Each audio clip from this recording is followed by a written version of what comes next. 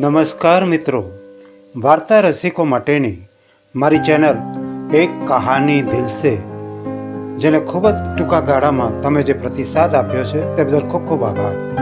મિત્રો, આવી જ રીતે મારી વાર્તાઓનો આનંદ લેશો, લાઈક કરશો, શેર કરશો અને મારી ચેનલને સબસ્ક્રાઈબ કરશો. ધન્યવાદ. મમ્મી પપ્પા, હવે તો સમજો, શૃંખલામાં આજે એક નવી વાર્તા તમને કહી રહ્યો છું.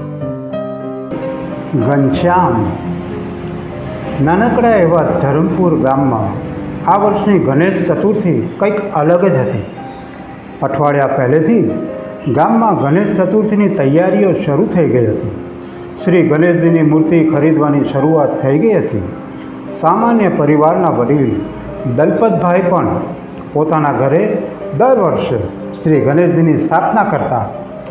દલપતભાઈએ પોતાના સહકર્મચારીઓ સાથે શ્રી ગણેશજીની મૂર્તિ ક્યાંથી ખરીદવી તે વિશે સલાહ માંગી. મિત્રોની સલાહ સાંભળીને દલપતભાઈને ખૂબ જ આશ્ચર્ય થયું કે બધા જ મિત્રો અને કર્મચારીઓ એક જ વાત કરતા હતા કે શ્રી ગણેશજીની મૂર્તિ જો ખરીદવી હોય તો ધરમપુરના નદી કિનારે એક નાનકડો તંબુ છે, ત્યાંથી જ લેવાય.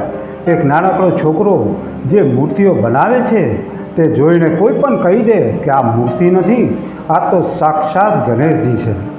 દલપતભાઈએ વિચાર્યું કે કાલે જ તો ગણેશ ચતુર્થી છે, મારે પણ શ્રી ગણેશજીની મૂર્તિ આજે ખરીદી લેવી જોઈએ. તો એ પોતાનું હીરો હોન્ડા નદી કિનારા તરફ વાળ્યું. તેમણે સામે જોયું તો આશ્ચર્ય થયું કે ગામના લોકો તો ઠીક, પણ આસપાસના ગામના લોકો પણ પેલા મૂર્તિ વેચવાવાળા તંબુ તરફ જઈ રહ્યા છે. દલપતભાઈ ધીરે ધીરે ગ્રાહકોની ભીડભાડ વટાવી તંબુની એકદમ નજીક પહોંચ્યા અને જેવો પેલા મૂર્તિકારને જોયો તો આ શું, તેમના પગ નીચેથી તો જમીન જ ખસી ગઈ. તેમની આંખોમાંથી આંસુ સરી પડ્યા, હોઠ સુકાઈ ગયા, અવાજમાં ડૂમો ભરાઈ ગયો. દલપતભાઈ ભીડમાંથી માંડ બહાર નીકળી આવ્યા. સામે નદી કિનારાની પાળ પર શાંતિથી બેસી ગયા.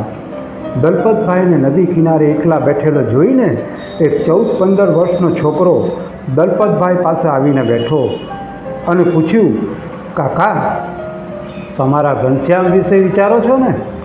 મને ખબર છે કાકા, તમને કલ્પના પણ નહીં હોય કે તમારો છોકરો ઘનશ્યામ આટલો મોટો મૂર્તિકાર બનશે. હું મનોજ છું કાકા, ઘનશ્યામનો ખાસ મિત્ર. દલપતભાઈ કંઈ બોલે તે પહેલાં જ મનોજે ઘનશ્યામના સંસ્મરણો તાજા કરી દીધા.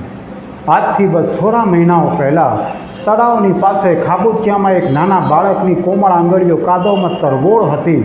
તેનું મને કાદવમાંથી કંઈક નવી વસ્તુઓ બનાવવા માટે આકુળ વ્યાકુળ થઈ રહ્યું હતું. તેના મિત્રો પાછળથી બૂમો પાડતા હતા, ઘનશ્યામ, ઓ ઘનશ્યામ, શું કરે છે? જલ્દી ચાલ, શાળાનો સમય થઈ ગયો છે. પણ આ બાળકનું નામ છે ઘનશ્યામ. ઘનશ્યામ એટલે ગામમાં તમે કોઈને પણ પૂછો તો કહેશે કે એકદમ ગંદો છોકરો, હાથ હંમેશા માટીવાળા કપડા ઉપર કાદવ અને પાણીના ડાઘા. ધરમપુરની સરકારી શાળાના ધોરણ 10માં ભણતો ઘનશ્યામ એક સામાન્ય પરિવારની એકની એક સંતાન છે. તેના પિતા દલપતભાઈ સરકારી નોકરી કરે છે અને માતા ઘર સંભાળતી. ઘનશ્યામના પિતાની તીવ્ર ઈચ્છા હતી કે ઘનશ્યામ વધુને ભણે અને એક દિવસ પોલીસ બને. પરંતુ ઘનશ્યામને તો ભણવામાં બિલકુલ રસ જ નથી.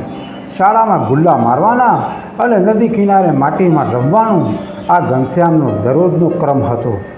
ગમે તેમ ધક્કા મારતા ઘનશ્યામ 10મા ધોરણ સુધી તો આવી ગયો, પરંતુ તેની ગુલ્લા મારવાની ટેવોને કારણે શાળાના પ્રિન્સિપાલે એક દિવસ ઘનશ્યામના પિતા દલપતભાઈને શાળામાં બોલાવ્યા હતા.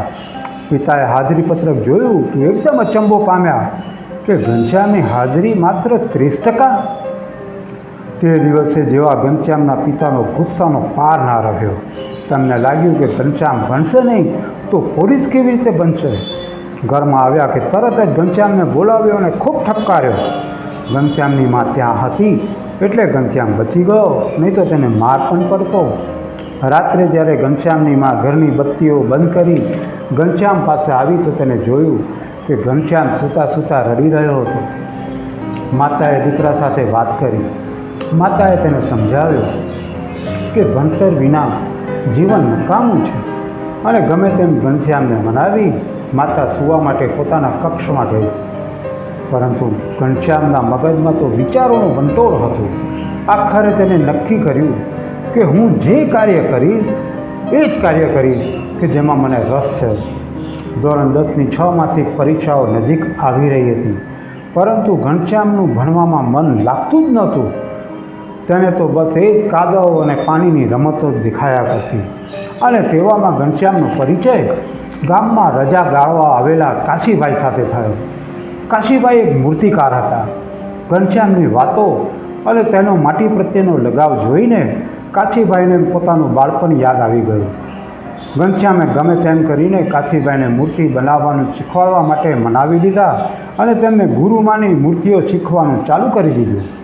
કાશીભાઈ પણ પોતાના મનગમતા ચેલાને દરરોજ અવનવી તાલીમ આપવા લાગ્યા. ઘનશ્યામ તો હવે દરરોજ શાળા જવાના બહાને કાશીભાઈના વરંડામાં જતો રહેતો અને સાંજ પડે ઘરે જતો રહેતો. સમય આવ્યો અને કાશીભાઈને પોતાના વતન જવાનું થયું. કાશીભાઈએ ઘનશ્યામને આશીર્વાદ આપી વિદાય લીધી અને આમને આમ ઘનશ્યામ એક મૂર્તિકાર બની ગયો. પરંતુ ડરના કારણે ઘનશ્યામે ક્યારેય તેના પરિવારને આ વાત ના કહી. આજે તેના મિત્ર મનોજની વાત સાંભળીને દલપતભાઈ ગમગીન બની ગયા હતા. તેમનો એકનો એક દીકરો ઘનશ્યામ આટલો મોટો મૂર્તિકાર છે. દલપતભાઈની નજર વારંવાર પેલા તંબુ તરફ જતી હતી. તેમણે જોયું કે આજે ગામે ગામના લોકો ઘનશ્યામની બનાવેલી મૂર્તિ લેવા લાઈનોમાં ઊભા છે અને આ લાઈનોમાં ઘનશ્યામના શિક્ષકો, પ્રિન્સિપાલ, ગામના આગેવાનો, પોલીસો અને બધા જ મોટા મોટા માણસો ઊભા છે. ધીરે ધીરે દલપતભાઈ ઘનશ્યામના તંબુ પાસે ગયા અને જોરથી બોલ્યા, અરે ભાઈ, આ ગણેશની મૂર્તિનું શું છે? જેવી ઘનશ્યામની નજર તેના પિતા દલપતભાઈ પર પડી કે તરત જ ઘનશ્યામ દોડતો આવ્યો અને કહ્યું, પિતાજી, ચાલો તમે મારી સાથે બેસો. દલપતભાઈ તો ના હસી શકે કે ના રડી શકે અને કંઈક વિચારે એટલામાં તો ઘનશ્યામ તેના પિતાનો હાથ પકડીને મૂર્તિઓની વચ્ચોવચ્ચ લઈ ગયો અને તંબુની અંદર પોતાની બાજુમાં બેસાડી દીધા. ઘનશ્યામભાઈ તો ઘનશ્યામની મૂર્તિઓના વખાણ સાંભળતા સાંભળતા બસ એકીટ છે ઘનશ્યામને જોયા કરતા હતા. તેમને તો હજુ પણ આ બધું એક સપના જેવું લાગતું હતું. ઘનશ્યામ થોડો ગભરાઈ ગયો હતો. તેને લાગતું હતું કે તેના પિતાને કદાચ આ મૂર્તિ બનાવવાની પ્રવૃત્તિ નહીં ગમી હોય અને જરૂરથી મને ઠપકો આપશે. એટલે ઘનશ્યામ ડરતા ડરતા બોલ્યો, પિતાજી, મને માફ કરી દેજો. આજે શાળામાં ધોરણ 10ની 6 માસિક પરીક્ષાનું પરિણામ આવ્યું હશે, પરંતુ મને ખબર છે કે હું નાપાસ હોય, એટલે હું લેવા જ નથી ગયો. ઘનશ્યામ આગળ કંઈ પણ બોલે તે પહેલાં દલપતભાઈએ ઘનશ્યામના બે હાથ પકડી લીધા અને બંને હાથને પોતાની આંખોએ લગાવી ચૂમી લીધા. અરે મારા ઘનશ્યામ, તે તો આખા ગામને ભગવાન શ્રી ગણેશના સાક્ષાત્કાર કરાવી દીધા અને તારા લીધે હું પણ ધન્ય થઈ ગયો છું. બેટા, તારી મને સમજવામાં ભૂલ થઈ ગઈ. તું મને માફ કરી દેજે. જેના માથા ઉપર સાક્ષાત ભગવાનના આશીર્વાદ હોય તેને ભણવાના કે ચરિત્રના છાપેલા સર્ટિફિકેટ મેળવવાની કોઈ જ જરૂર નથી. અને ઘનશ્યામ અને તેના પિતા તંબુમાં જ એકબીજાને ભેટી પડ્યા. તો વાલા મમ્મી અને પપ્પા, સમજો, જીવનમાં મહાન બનવા માટે ફક્ત થોથા જ વાંચવા જરૂરી નથી. બાળકનું મૂલ્યાંકન ફક્ત ગણિત કે વિજ્ઞાનના માર્કથી ના થઈ શકે. પ્રત્યેક બાળક પોતાના કૌશલ્યના આધારે મહાન ઓળખ ઊભી કરે છે. તેમાં અવરોધ ઊભા ના કરશો, તેને નિરુત્સાહી ના બનાવશો. તું ડફોર છે, તો તને ગણિતનો ગય નથી આવડતો, તને અંગ્રેજી નથી આવડતું, તું ગીતો ગાયા કરે છે, તું રમ્યા કરે છે, તું જીવનમાં કંઈ નહીં કરી શકે. મહેરબાની કરીને આવી દલીલો ના કરશો. મા બાપને જરૂર છે પોતાના સંતાનની આંતરિક શક્તિ અને કૌશલ્યને ઓળખી તેને પ્રોત્સાહન આપવાનું. બાળકોની અદ્ભુત શક્તિને બહાર આવવા દો, પછી જુઓ, દુનિયામાં તેને મહાન બનાવતા કોઈ રોકી નહીં શકે. માટે આ વાત સતત ધ્યાનમાં રાખશો કે મારો રાજા કે મારી પરી ખાલી થોથા વાંચવામાં અને પરીક્ષાઓની ચિંતામાં જેલ જેવો અનુભવ તો નથી કરતા ને. તમને જીવનના પાઠ બનાવજો. તેઓને જીતની સાથે સાથે હારમાંથી કેવી રીતે વિજય મેળવવી તે પણ જરૂર શીખવાડજો. વાલા મમ્મી પપ્પા, સમજો,